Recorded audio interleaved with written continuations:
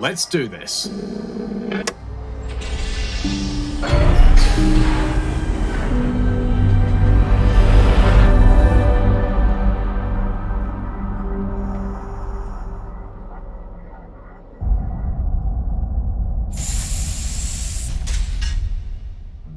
If you know anything about my channel, you know I love the Imperator Titan, as I know many of you do. Of course, it's something that resembles a walking cathedral that could flatten multiple cities without even thinking about it. Well, a company called Fanatic, which was a division of Games Workshop, said, "Hold my beer," and really run with the idea of adding even more guns to the original Imperator Titan in the form of the Warmonger Upgrade Kit, a multi-part metal kit where you'd replace certain plastic parts from the original model and make your Titan look even crazier. This is the plastic Titan that we're going to be using, second-hand from eBay. This is all I could afford at the time, but it will do the job. And here are the components for the Warmonger in closer detail. I do love the landing pad and Lysander attack fighter plane that comes with this upgrade kit. I think it's a lovely touch. And as you can see, we're dealing with white metal and plastic, so we're going to have to be using a lot of super glue for this particular build rather than plastic glue. And the Warmonger parts are replacing all of these parts. Look at all that paint. Yuck. Here is the little turret, the only turret that came with my second-hand eBay Imperator Titan. We will need to be making 3 copies of that, and I'll be using some very rubbish recasting material and some 2-part epoxy to make that happen. It's a type of material from Japan which you just boil in water, and then you push around the piece that you're trying to recreate. You make 2 pieces, and then you compress them together slightly, and you get a sort of average, below average recast. But of course I'm only using this for a very small part, so it's fine for this particular occasion. Now, I'm no expert, but I will say I think subassembly is one of the most crucial parts of any process when it comes to building a model like this, especially at this size and involving metal parts. This model can get quite heavy quite quickly. You don't want to be having to manhandle a model that's very heavy, especially with metal parts, because the paint can peel off very easily, even when wearing gloves. But also you want to be able to avoid any knocks and dents and stuff, which can come from holding a metal model for too long. You just start losing concentration and you get fatigued. So make sure that you subassemble the model to quite small sections so you can comfortably enjoy the painting process. Another useful thing about subassembly, especially with a model like this, is making sure that you don't create hard to reach painting spots. So make sure that the model is divided up so you can easily get into all those nooks and crannies before you start putting the model all together. As you can see, I'm just using some Gorilla super glue here, but I'm using the gel variety, just because it gives you a lot more playtime, it's a lot more manageable and workable, and then I can just go in there with a cocktail stick and scrape away any excess if needed. That's a little bit trickier with liquid super glue because it can be quite runny and get all over the place.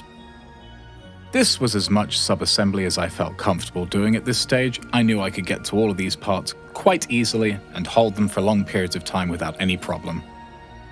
Now, of course, the next stage is just priming the model. This is, of course, very simple.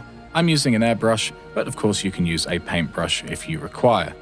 I do recommend getting an airbrush at some point, and I'm sure I'll be doing a video about how to use an airbrush. When I first started getting back into the hobby, I found the idea of using an airbrush very intimidating.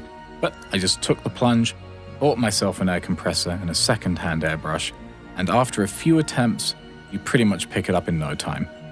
The red is just a flat red from Vallejo, but what makes this red special is the transparent red layer that goes on next. It makes it look literally like a telephone box. It's very, very nice. The initial silver is a natural steel by Vallejo, but I found that it was quite blue and a little bit too shiny for a base coat, so I actually went over this with Lead Belch by Games Workshop at a later stage, which gave it a much more dirty finish that I was much happier with.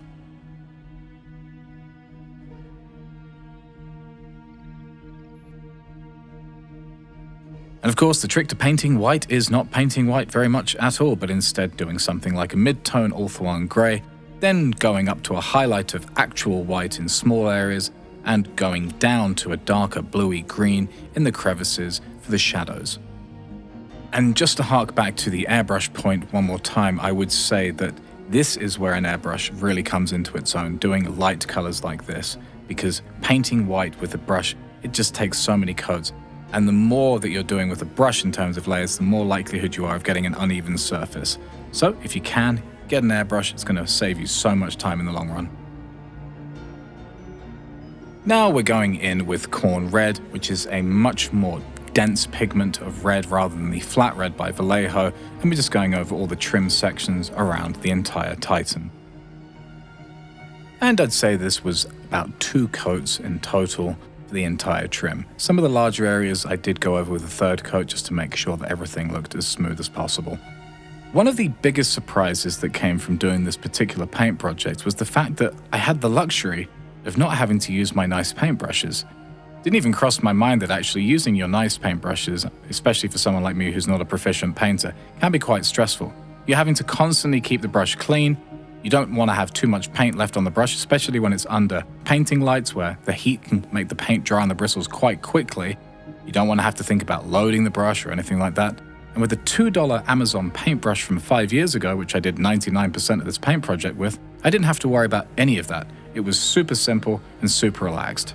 Now, I'm sure most of you already know that you don't need to use your nice paintbrushes for every single part of a paint project, but it's an easy trap to fall in thinking that you should always use nice brushes for your very expensive models. But in this instance, it really didn't matter. And to be honest with you, I'm glad I didn't use my nice paintbrush, because then when I finally got round to using it, it became a bit more of a joy because I haven't been stressing about using my nice paintbrush for the last 15 hours. And when I mean 15 hours, I really do mean probably over 15 hours when it came to painting and filming this model. I forgot that even though this is an epic scale model, it's still 3 to 4 times larger than a regular Space Marine model. So this took quite some time to get painted. And of course, that's why I'm not going to be showing you every single thing that I paint. There's a lot of trim and a lot of little details in terms of framing of windows and trim around the legs and the arms and so forth. But you're going to get the main gist of all the different parts that I paint, and you'll be able to see the model come together throughout the video. Now, although we live in such a wondrous technological time where you can Google image practically anything, one thing that is a little bit tricky to Google image is the back of a very old Games Workshop model. And of course, these are the kind of problems that you run into when you're doing jobs like I'm doing here. I have no idea what the back of this model looks like. I have no idea what the top of it looks like. I'm just kind of guessing and following the themes that I'm seeing on the front and continuing them elsewhere on the model where I can't see the actual paint scheme.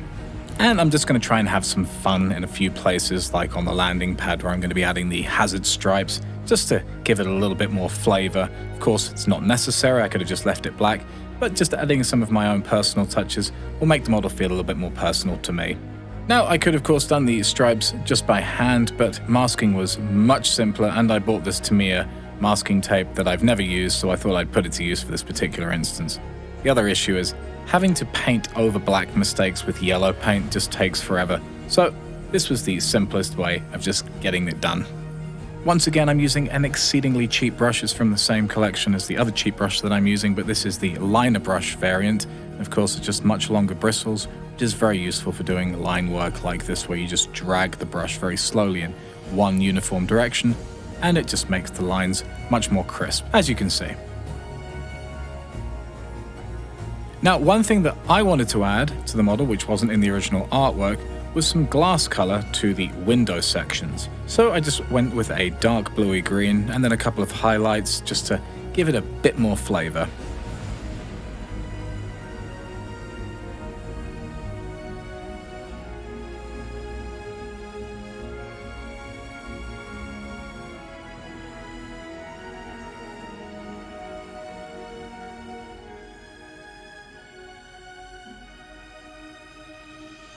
Once the window sections are finished, I moved on to the gold parts. Now, always make sure that you clean your brush thoroughly after working with metallics, because you don't want to contaminate any of your other paints that are non-metallic. I'm using Retributor Gold here, which is one of my favorite gold paints in my collection. It's just very rich and has a sort of an orange tone that cuts through. It looks very realistic in my opinion. And once again, another benefit of cheap brushes is metallic paints love to destroy nice brushes, and synthetic bristles, they put up a much stronger fight against the metallic flakes. No problem. Now, it wouldn't be an amateur Bunker 6 paint job if it didn't have some Nuln Oil involved somewhere, so of course, obligatory Nuln Oil appearance in another Bunker 6 episode, of course shading out the metallic silver quite nicely. And to do this wash, I'm using an ancient Games Workshop wash brush. I think it's medium size, and it's doing the job quite nicely, even though half the brush is completely rock solid, the tips are still nice and soft, which is the most important thing. And of course, when you're doing washes on large areas, the larger the brush, generally the better, because then the wash is moving more naturally, whereas if you're using a very small brush, you're going to be panicking because the wash is going to start drying and you can't manipulate it as quickly as you could with a large brush. And continuing on with the shady business, I'm now going to be doing the red shade. Now what I love about this particular wash is the fact that it does the same job as Agrax Earthshade, but it complements the red layer that it's going onto because it's a red tone rather than a brown tone wash, and I absolutely love it. And as always, just make sure that you're pulling the wash towards the direction you want to be the darkest. Now I'm moving on to doing the wash for the gold sections, just the Reichland Fleth shade. It's a nice orangey brown that complements the gold quite nicely. Now there's only one section that requires this bone color scheme, and it is the skull in the middle of the chest section. I'm starting with a Shabti bone and going over with a wash and then a highlight. Nothing too crazy. And in case you're wondering, the wings that are on either side of the skull are actually addressed later on in the video. We'll take a look at this particular color scheme later on when I finish off the missiles towards the end of the video.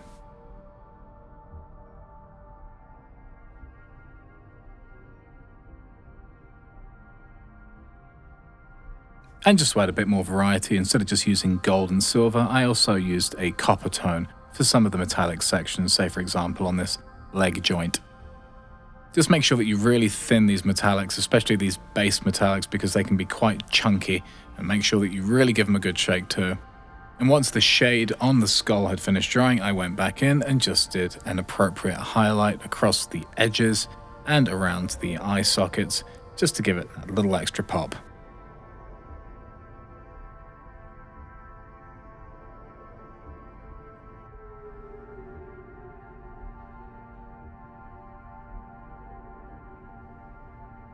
I then went back to the landing pad section and added a very slight shade to the yellow stripes. I just did one layer of the Casandara yellow. I didn't decide to go in with a highlight or anything because I didn't want it to look unrealistic and too cartoony, which can be very easily done with yellow highlights and shading.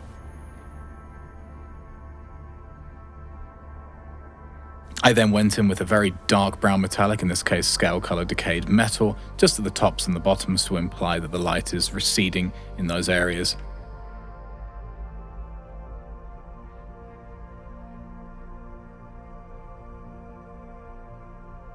I decided to treat these particular circular sections as lenses. I'm not entirely sure what they are, but I decided that they were sort of targeting lenses and I was going to give them a blue finish.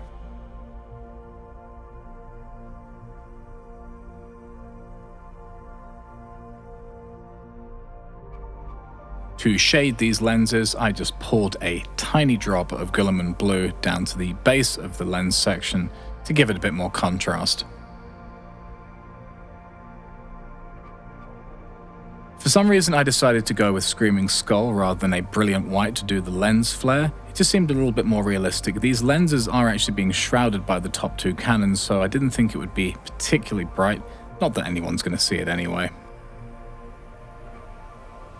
And now as you can see, I'm just going around the entirety of the red trim with this Wild Rider red to add a very simple edge highlight. This took a very long time, but it was worth it in the end. It just made the red have a little bit more place on the model and just really give it that extra pop. One thing to consider when doing these edge highlights, do one coat across the entire edge, but if it's feeling like it's lacking, actually do a second coat, but not across the entire edge, but towards the corners or towards the center of an edge, just to give it a bit more contrast and movement. It's also a lot more realistic and a little less synthetic, having a completely consistent line on an edge. Now, I made the Dark Reaper a consistent line on most of the edges when it came to the black areas, but then with the Fenrisian Grey, I went in on the centers of edges, just to give you that implied realism that I mentioned a second ago. It was about the 10-hour mark where I could finally start gluing some additional parts together, so we're just putting the giant upper cathedral turret section on the platform that sits on the shoulder of the Warmonger Titan here.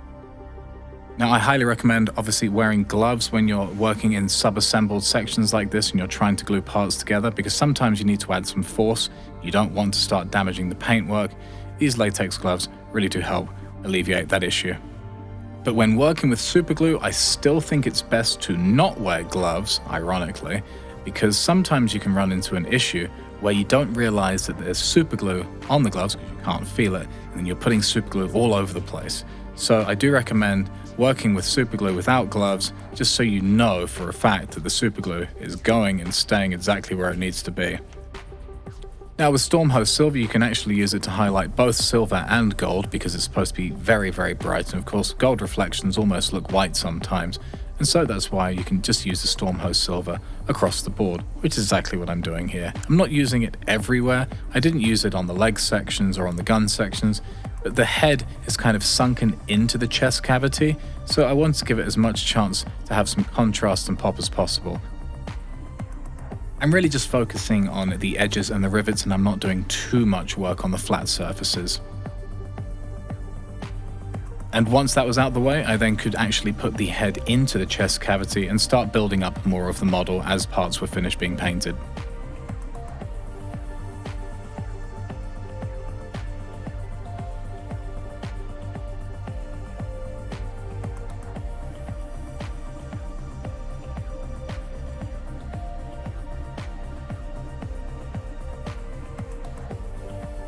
Once the head was firmly in place and dried on the chest cavity, I decided to move onto the shoulder platform. The reason I did that instead of the legs is because I wanted to still be able to grapple with the model, and that would have been much more difficult to do if the legs were in place. Also, the legs were missing their original prongs, which would have actually sat inside the base of the model, which would have given them a bit more structure. I didn't want to run the risk of snapping them while I was manhandling the top half of the model. That's why I decided to do this next. And as you can see, the model is looking really good now. Then I just added a very quick yellow highlight on the front of the cannon here. I didn't add any yellow highlights to the landing pad because I just didn't think it was necessary.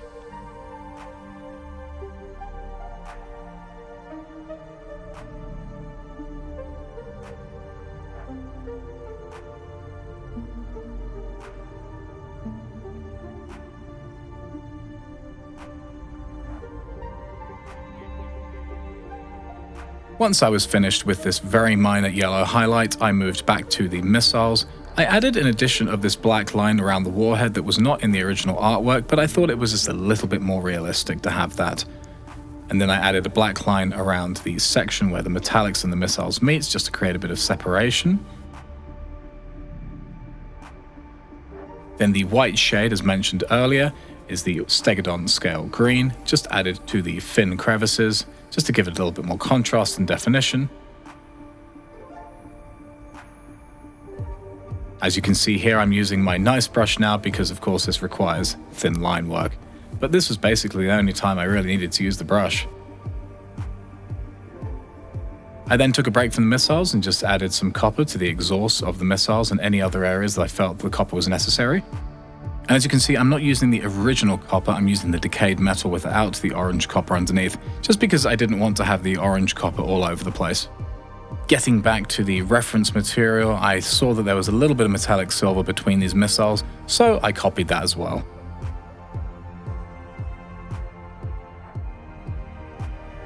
Once I was finished with this metallic section, I added a slight Nuln Oil wash just to give it a bit more contrast, and finished off all the additional work that I needed to do on the missile, including the white highlights.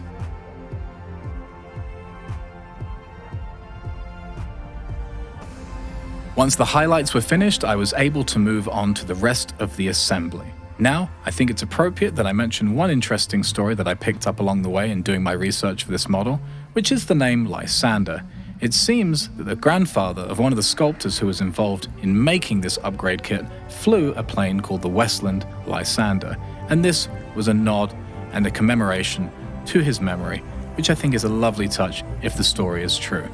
And you can see that little Lysander attack fighter on the very top of the landing strip on this Warmonger Titan. An absolutely fabulous model, and I'm very glad to have it in my collection.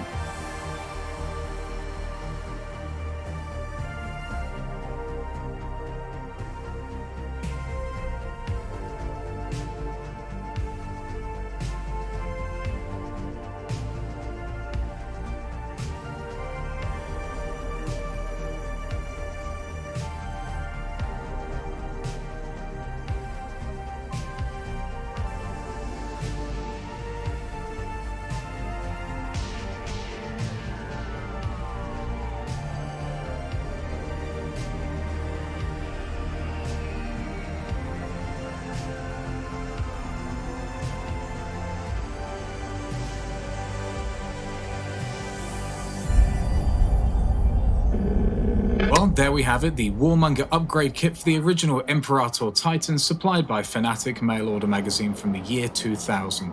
I hope you enjoyed the video, and as always, I'm Vincent, and until next time, I'm signing off from here at Bunker 6.